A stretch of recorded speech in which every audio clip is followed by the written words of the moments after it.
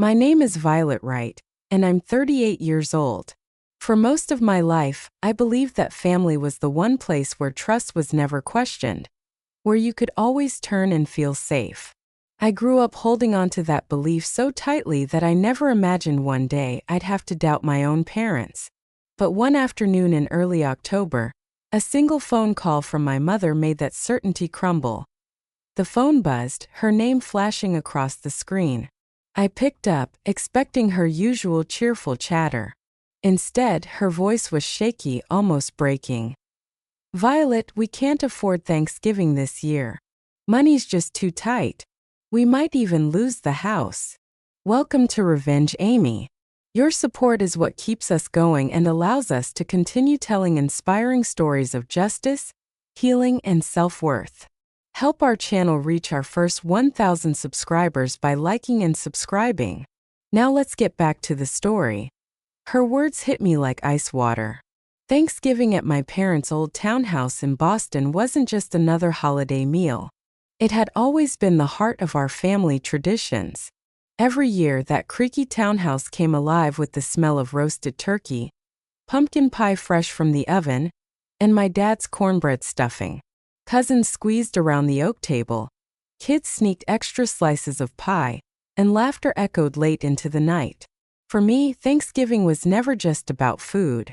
It was about belonging, about love. And now my mom was telling me it might all be gone. A wave of guilt and panic rushed through me. I couldn't let my parents lose their home. I asked quickly, my voice tight, "How much do you need?" There was a pause on the line, just long enough for me to feel the weight of what was coming. Then she said softly, $3,000. That would cover the rent and keep us afloat. 3,000. The number echoed in my mind. It wasn't small change. That money represented months of careful saving. Nights when my husband Mason and I skipped going out to dinner. Weekends when I walked past new clothes in shop windows and told myself, not this time. We had been building up that fund for a new car, something we truly needed. And now, with just a few trembling words from my mother, it was slipping away. That night, I sat at the kitchen table with Mason. The glow of the laptop lit up our worried faces as the numbers stared back at us from the bank account screen. I explained the call, every word, every desperate tone in my mother's voice. Mason leaned back, rubbing his neck. His voice was calm but uneasy. 3,000 is a lot, Violet. Are you sure they really need it? I nodded firmly, almost too quickly. They've never asked before. It must be serious. He sighed, then gave a reluctant nod. Mason trusted my judgment, even if he wasn't fully convinced. I wanted to believe I was doing the right thing. No, I needed to believe that. With trembling fingers, I opened Venmo. My chest felt heavy as I typed in the amount. $3,000. I hovered over the button for a long second before finally hitting send. Moments later, my phone buzzed with a text. "Thank you, Violet. This means everything. We'll use it for the rent." I leaned back, exhaling hard. Relief mixed with doubt, but I forced myself to hold on to the relief. Mason squeezed my shoulder gently, managing a smile, though his eyes lingered on me with concern, as if he sensed something I didn't. I brushed it off. Family comes first, I told myself. My parents had taught me that lesson my whole life. What I didn't realize then was that this decision wasn't saving our family. It was the first step into a betrayal I could never forget. Just a week before that phone call, my family was still chatting about our Thanksgiving plans as if nothing could possibly interrupt them. For us, Thanksgiving had always been more than a holiday. It was almost a sacred tradition, a ritual that brought everyone together under one roof no matter how busy or far away we were. Every November, my parents' old Boston townhouse transformed into the heart of our family. Elaine, my mom, and Ron, my dad, poured their hearts into preparing the feast. The dining room became a haven of smells and flavors. Golden roasted turkey carved with my dad's proud precision, creamy mashed potatoes drenched in gravy, pumpkin pie fresh from the oven, and my dad's famous cornbread stuffing that he bragged about every year. And of course, my green bean casserole, perfected over countless Thanksgivings until it had become my own little signature dish. We'd all squeeze around the oak table, the air buzzing with chatter. Aunts and cousins traded stories, kids darted around sneaking bites of pie, and sooner or later, someone would pull out a board game that ended in either roaring laughter or playful bickering. Mom fussed over the table settings. She insisted on cloth napkins every single year. While Dad carved the turkey as if it were a royal ceremony, I loved those moments. The chaos, the noise, the warmth. For me, Thanksgiving wasn't about perfection. It was about belonging. And this year I was looking forward to it more than ever. I had already decided on my casserole and was excited to test out a new cranberry sauce recipe. Mason, my husband, joked more than once that we'd be eating leftovers for a week, his playful way of admitting he loved it as much as I did. Then the call came. Mom's voice was heavy, far from her usual upbeat tone. "Violet, we're in a tough spot this year. We can't afford Thanksgiving. The rent's overdue, and we might lose the house." I froze. My hand gripped the phone tighter as the words sank in. That townhouse wasn't just a building to me. It was the backdrop of my childhood, the place where every major milestone had played out. Birthdays, graduations, holiday dinners. It was the one place that always felt like home. The thought of them packing it up, leaving it behind, felt unthinkable, and my throat tightened as I asked the only question that came to mind. "How much do you need?" There was silence on the line. I could hear her breathing, the pause dragging out as though she were choosing her words. Then softly, "$3,000. That would cover it." I swallowed hard. $3,000. My stomach nodded instantly. That was exactly what Mason and I had been saving for months. Our car had been limping along, and we'd been putting money aside bit by bit for a replacement. But suddenly, all I could picture was my parents being forced out of their home. Their pride shattered. Everything they had built slipping away, and that moment, it didn't feel like a choice. It felt like an obligation. They had raised me, cared for me, taught me the very values I lived by. How could I stand by and do nothing? I told myself the same thing I'd always believed. Family comes first. What I didn't know then was that those words, the very ones my parents had instilled in me, would soon be twisted into the sharpest weapon they'd ever use against me. I work as an office manager at a small law firm in Boston. My days are filled with endless paperwork, scheduling conflicts, and putting out fires no one else wants to deal with. It's steady work, but not glamorous. Mason, my husband, is a software engineer. His job pays well enough, but like so many families, our money seemed to vanish as quickly as it came in. Mortgage payments, utilities, groceries, surprise car repairs. There was always something waiting to eat away at our savings. $3,000 wasn't just a number on a screen. It was months of sacrifice. It was saying no to dinners out, ignoring the tempting glow of shopping windows, patching up our car instead of replacing it. That money had been carefully earmarked for a down payment on a new vehicle. Every time Mason's old sedan coughed on a cold morning, I reminded myself it was worth the wait because soon we'd finally upgrade. And now one shaky phone call from my mother had put that dream on the chopping block. That evening, Mason and I sat at our kitchen table. The laptop was open in front of us, the numbers of our bank account glaring like a silent judge. I told him everything, the way Mom's voice had cracked, the way she had said, "We might lose the house." Mason leaned back in his chair, rubbing his neck. His brow furrowed in thought. $3,000 is a lot, Violet," he said softly. "Are you absolutely sure they need it? I mean, it just feels sudden." I nodded quickly, too quickly. I could still hear Mom's trembling words echoing in my ears. "They've never asked before, Mason. Not once. If she's asking now, it has to be serious." He sighed, his eyes searching mine. Mason had always trusted my instincts, even when his own gut told him to hesitate.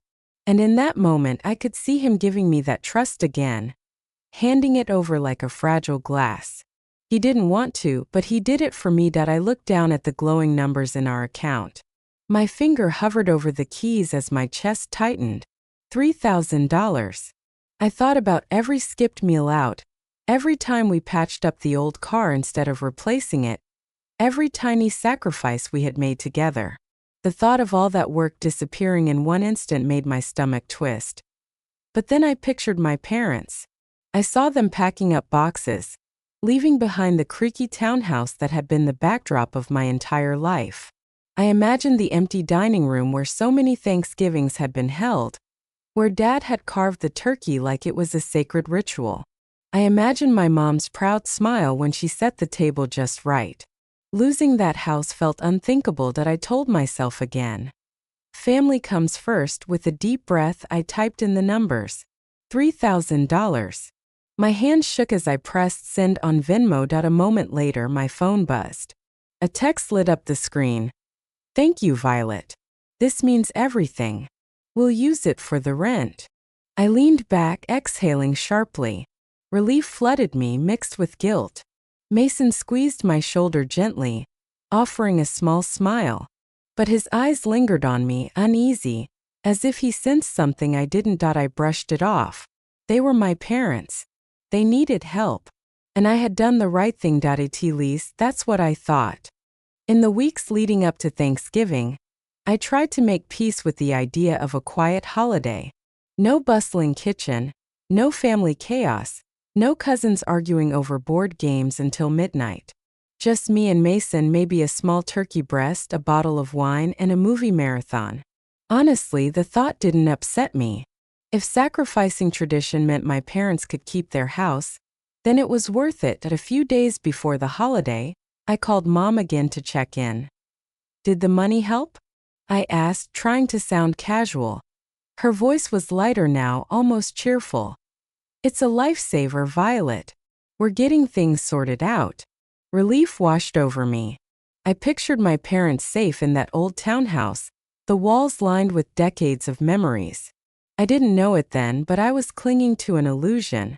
I wanted so badly to believe I had made a difference, that my sacrifice mattered, that everything was back on track. When Thanksgiving finally arrived, Mason and I cooked a small meal together. We roasted vegetables, made a modest stuffing, and settled in for a quiet evening. It wasn't the same, but we laughed anyway, grateful for each other. As I sat on the couch with a plate in my lap, I told myself that sometimes traditions had to be broken for the greater good. But the illusion didn't last. The very next day, as I scrolled absent-mindedly through Instagram, my heart stopped. There it was. A post from Elaine, Wright, my mother. My thumb froze on the screen. The photo showed their townhouse, the same living room I knew so well, but it wasn't empty or quiet. String lights glowed across the ceiling. A live jazz band played in the corner. A buffet table was loaded with lobster tails, carved roast beef, and elegant desserts. At the edge of the frame stood a full cocktail bar, complete with a bartender mixing drinks. The caption read, "Best Thanksgiving yet." My breath caught in my throat. My mind scrambled for an explanation, any explanation, but there was none. I recognized every detail. The worn leather couch in the background, the abstract painting Dad had hung years ago. It was unmistakably their house. I swiped through the photos, each one a punch to the gut. Guests clinking glasses, Mom laughing with a wide smile, tables set with crystal and fine linens. A watermark at the corner of one photo read Boston Event Snaps, proof they had hired a professional photographer. "Mason," I said sharply, shoving the phone toward him. He looked up from the game he was watching, squinted at the screen and frowned. "Didn't they say no party?" My stomach churned. I scrolled further, scanning the comments. Friends wrote, "Amazing spread. And you outdid yourself this year." And then beneath one of the posts I saw Mom's reply. "Worth every penny. My penny. My $3000. Heat rose to my face as humiliation and rage collided. My hands trembled as I clutched the phone. They had begged me for money, told me they were on the verge of losing their home. And instead they had thrown the most extravagant Thanksgiving party I had ever seen. I wanted to scream, to call her, to demand answers. But all I could do was stare at the glowing screen, feeling like the floor had been ripped out from under me. I sat frozen on the couch, staring at the phone in my hand as if it might burst into flames. The photos kept replaying in my mind, the glowing lights, the clinking glasses, my mother's laughter. The words worth every penny. My penny. My $3000. My throat tightened as I opened Venmo, my fingers trembling. There it was, the transaction from October. $3,000 to Elaine Wright for rent. Seeing it in black and white, side by side with the images of lobster tails and a jazz band, made my stomach turn. I hovered for a long moment, my chest pounding, then tapped the transaction. Venmo gave me the option to request the money back. My jaw clenched. I typed into the memo, "Return to sender." Each keystroke felt like reclaiming a piece of myself. My thumb hovered for one last second before I pressed send. The app pinged cheerfully, oblivious to the storm inside me. Almost immediately, my phone buzzed. A text from Mom popped up. "Violet, what's going on? Why are you asking for the money back?" Her words oozed with panic, as though she'd been caught in a trap she thought she could slip out of. My fingers ached to type back, to unleash every ounce of fury building inside me. But I didn't. I set the phone down on the table, letting her stew in silence. Moments later, the screen lit up again. This time it was Dad, Ron Wright. The calls came one after another. Once, twice, 3 times in less than 10 minutes. The phone buzzed across the table like a wasp desperate to sting. He even left a voicemail, his voice strained. "Violet, call me back. We need to talk about this." I didn't listen to the rest. I couldn't. Every ring, every vibration was like another brick I laid between myself and them. For the first time in my life, I wasn't answering. For the first time, I was refusing to be their lifeline, their ATM, their easy solution. Mason came over and sat beside me. He reached for my hand, his touch steady and grounding. "You don't have to answer them," he said gently. His voice was calm, certain. "You did the right thing." I nodded, my throat tight. My heart still raced, but somewhere deep inside, a new kind of clarity settled in. This wasn't just about $3,000. It wasn't about one lie, one party. It was about years of being conditioned to jump whenever they said jump, to feel responsible for keeping the family together. And now I was done. I picked up the phone once more, not to respond but to flip it face down on the table. The silence that followed was heavy but deliberate. For the first time in decades, I felt like I had drawn a line in the sand. They could text. They could call. They could beg. But I wasn't picking up. Not tonight. Maybe not ever. I leaned back, Mason's hand still holding mine, and whispered the words I'd been afraid to say out loud. "I'm done being their safety net." And I meant it. The next morning, just as Mason and I were finishing breakfast, there was a knock at the door. Not the casual kind, but the heavy, urgent kind that rattles your chest before you even stand up. I glanced at Mason, my stomach tightening. When I opened the door, there was Ron Wright, my father. His usual easy smile was gone. He looked older, more worn down than I remembered, his coat wrinkled, hair disheveled, and a flimsy gas station coffee cup clutched in his hands like a lifeline. "Violet," he said quietly, his voice almost pleading. "Can we talk?" Every part of me wanted to slam the door shut, but something in his eyes, guilt, maybe desperation, made me step aside. Mason stayed in the kitchen, pouring cereal, watching silently but giving me space. Dad sat on the couch, hunched over, gripping the coffee cup so tightly I thought it might crack. I crossed my arms and leaned against the counter, refusing to make it easy for him. "I'm sorry about last night," he started, his voice low. "I saw your Venmo request. I know you're upset." "Upset?" I shot back. "Try betrayed." He winced. His gaze dropped to the floor. "Your mom. She planned that Thanksgiving party months ago." The words hit me like a slap. My breath caught. Months ago? You mean, he nodded slowly. She used the money you sent to pay off some debts first, then spent the rest on catering the band, the whole thing. I told her not to do it, Violet. I told her. But she said it was for the family. To keep up appearances. The phrase made my blood run cold. Keep up appearances. So that phone call? My voice cracked with anger. That shaky voice begging for help to save the house, that was a lie? From the start. He finally met my eyes, his own filled with shame. I didn't want her to call you. But she insisted. She said if we didn't throw the party, the neighbors would talk. Everyone expects the big Thanksgiving at our place. It's tradition. Tradition. I almost laughed, but it came out as a bitter scoff. You let her lie to me, take my savings so you could serve lobster and hire a band for the neighbors? That's what tradition means to you. Dad rubbed his face, looking older than I had ever seen him. We didn't want to lose face. He whispered, and I felt my hands curl into fists. Years of trust unraveled in seconds. I had always thought of him as the steady one, the peacekeeper, the one who softened Mom's sharp edges. Now I realized he wasn't just complicit, he was part of it. I'm done, I said, my voice sharp and final. I'm done being your ATM. You and Mom need to figure this out yourselves. His eyes widened, as if he hadn't expected me to push back so hard. Violet, don't do this. We're family. We can work it out. But his words rang hollow. They sounded like lines he'd rehearsed 100 times before, smoothing over Mom's messes, keeping the peace at any cost. You don't get to decide that anymore. I told him firmly. Mason came up behind me, his presence solid, grounding me in my resolve. For the first time, I wasn't backing down. Dad opened his mouth to argue again, but I cut him off, pointing to the door. You should go.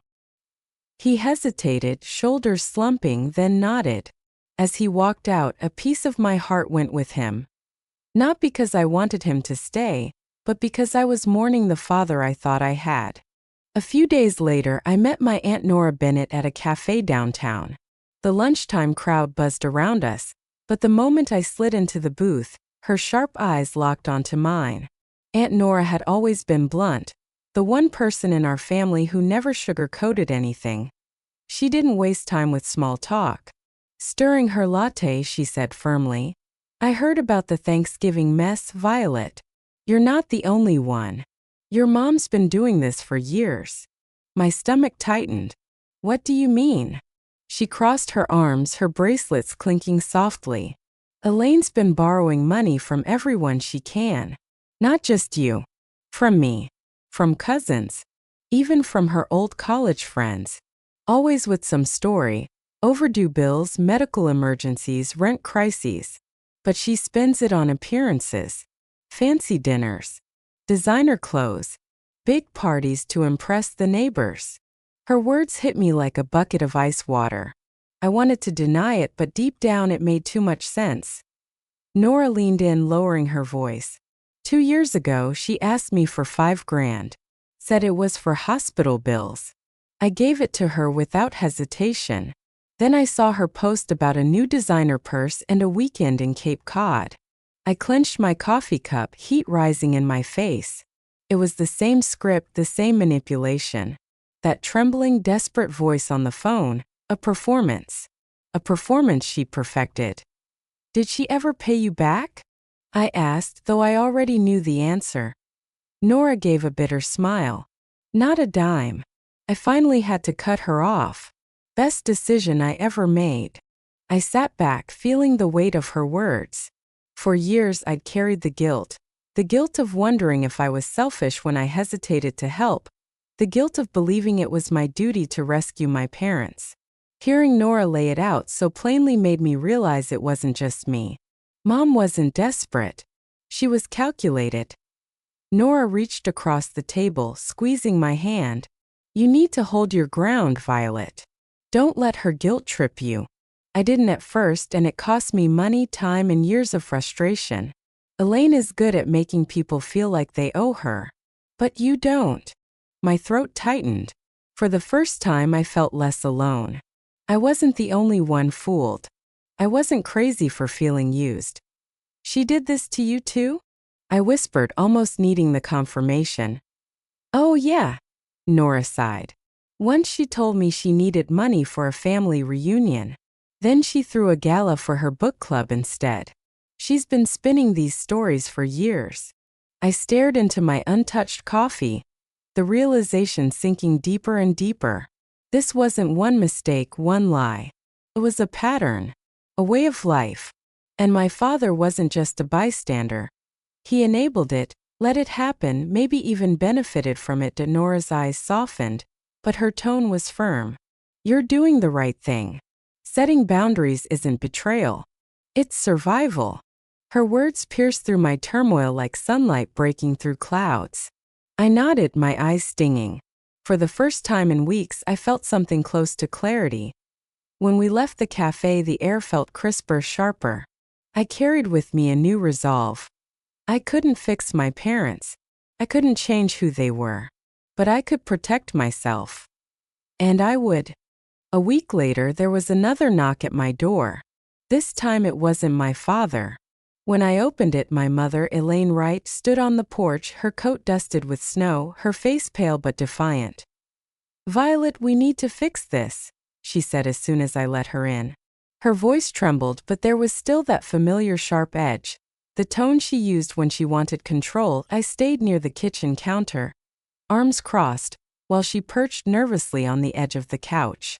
Fix this? I asked flatly. How do you fix lying to me and using my savings to throw a party? Her eyes darted, then she spoke quickly, as if rehearsed. The Thanksgiving party wasn't about showing off. It was about keeping our tradition alive, bringing everyone together. I let out a bitter laugh. Tradition? You told me you needed $3,000 to save your house. Instead, you spent it on a jazz band and lobster tails. Elaine fumbled with her phone. I can show you receipts. We paid the rent, Violet. The party was just extra. But as she swiped, a notification popped up. It was a group chat with her friends and my father. My eyes caught a glimpse before she tilted the phone away. Said we might lose the house. Worked like a charm. Pamela's money came through. And there it was, my father's reply. Good call. Let's keep it quiet. I grabbed the phone from her hands, ignoring her protest.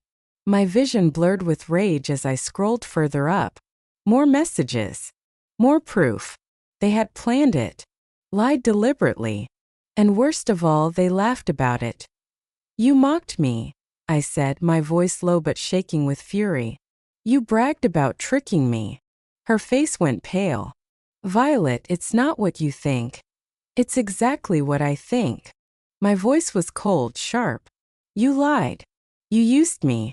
And you laughed about it. I set her phone down with finality. We're done. Don't call me. Don't text me. Don't show up here again. Tears welled in her eyes, but I didn't waver.